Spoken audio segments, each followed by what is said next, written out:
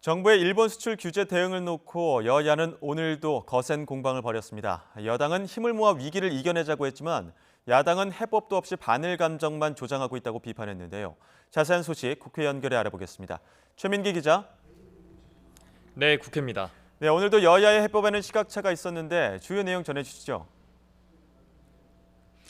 네, 더불어민주당은 어제 일본의 화이트리스트 배제 조치가 공포된 데 대해 부당한 조치에 맞서 모두가 단결해야 한다고 강조를 했습니다. 특히 불확실성을 키우려는 일본 의도대로 되기엔 우리 경제가 튼튼하다고 거듭 밝히고 성급하게 근거 없는 불안감을 가질 이유가 없다고 다잡았습니다.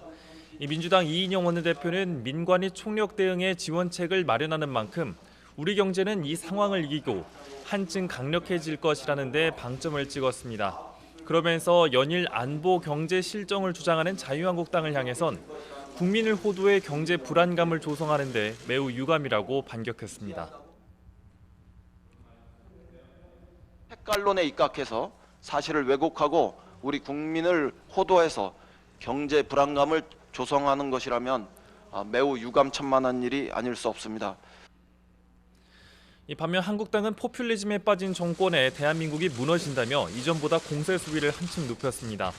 황교안 대표는 정부의 선심성 포퓰리즘 정책이 경제를 나락으로 떨어뜨리고 한일 갈등으로 경기는 더 나빠지는데 정부는 세금 중독에서 벗어나지 못하고 있다고 질타했습니다.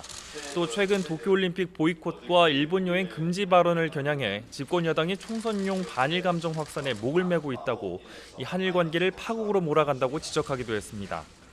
또 외교 역사상 이렇게 4강 외교가 모두 무너져버린 사례는 한 차례도 없었던 것으로 안다며 정부 스스로 고립의 길을 걷고 있다고 비판했습니다.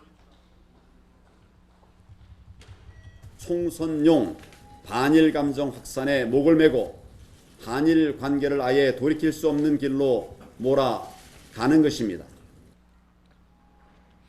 바른미래당 오신하 원내대표 역시 민주당이 구체적 해법은 내놓지 못하고 국민의 반일 감정에 기대해 상황을 악화시키고 있다고 비난했습니다.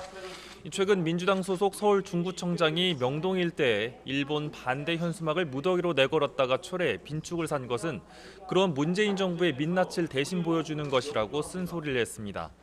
정부와 여당이 엉터리 정책으로 경제를 망친 데 이어 일본과의 경제 전쟁까지 중구난방으로 대응해 엉망진창으로 만들고 있다고 비판했습니다.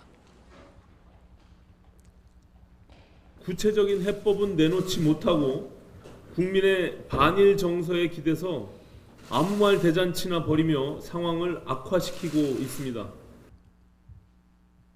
네, 민주평화당 소식도 짚어봐야 될 것 같은데 결국 분당 수순에 들어갔죠. 네, 당 진로와 정동영 대표 등 지도부 거취 문제를 놓고 갈등을 겪었던 민주평화당 내용 사태가 결국 분당으로 결론이 나고 있습니다. 정 대표의 사퇴를 촉구하는 비당권파 모임인 대한정치연대 소속 평화당 유성엽 원내대표는 오늘 오전 10시에 이 같은 내용의 기자회견을 했습니다. 이 대한정치연대 소속 의원 10명 모두 탈당하겠다며 탈당 시기는 다음 주 월요일 오전 11시로 못 박았습니다. 유 원내대표는 당을 떠나는 마음이 편치만은 않지만 제3지대 창당이란 2보 전진을 위해 1보 후퇴로 만들겠다며 탈당에 임하는 소회를 밝혔습니다. 직접 들어보겠습니다.